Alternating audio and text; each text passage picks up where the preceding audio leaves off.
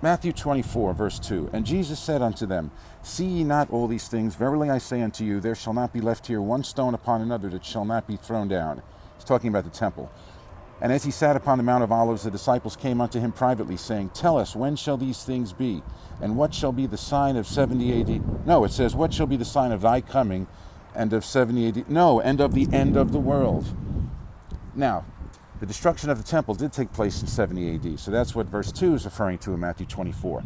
But while 70 AD may have been a type of the other events listed here, the ultimate fulfillment clearly is the second coming. If you don't believe me, go to verse 6. And ye shall hear of wars and rumors of wars.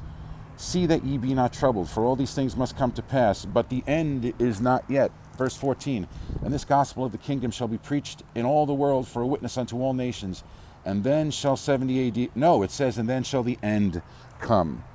Go to verse 20. But pray ye that your flight be not in the winter, neither on the Sabbath day.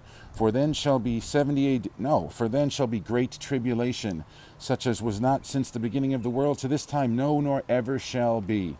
70 AD was not the worst period of tribulation in the history of the world, not by a long shot. For then shall be great tribulation, as I just said, such as was not since the beginning of the world to this time, no, nor ever shall be. And except those days should be shortened, there should no flesh be saved, because of nuclear weapons, referring to the end time. Verse 27, For as the lightning comes out of the east and shines unto the west, so shall also the coming of the Son of Man be. Verse 29, Immediately after the tribulation of those days shall the sun be darkened, and the moon shall not give her light. And the stars shall fall from heaven, and the powers of the heavens shall be shaken. And then shall appear the sign of the Son of Man in heaven.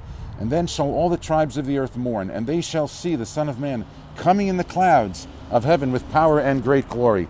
Finally, verse 42, Watch therefore, for ye know not what hour your Lord doth come. Yes, 70 AD was when the temple was destroyed by Titus, but is it the primary fulfillment of all these events referred to in Matthew 24? Of course not. Read it again. Read verses 6, 14, 20 through 27, 29 through 30, and verse 42. It's referring to the end. Peace all.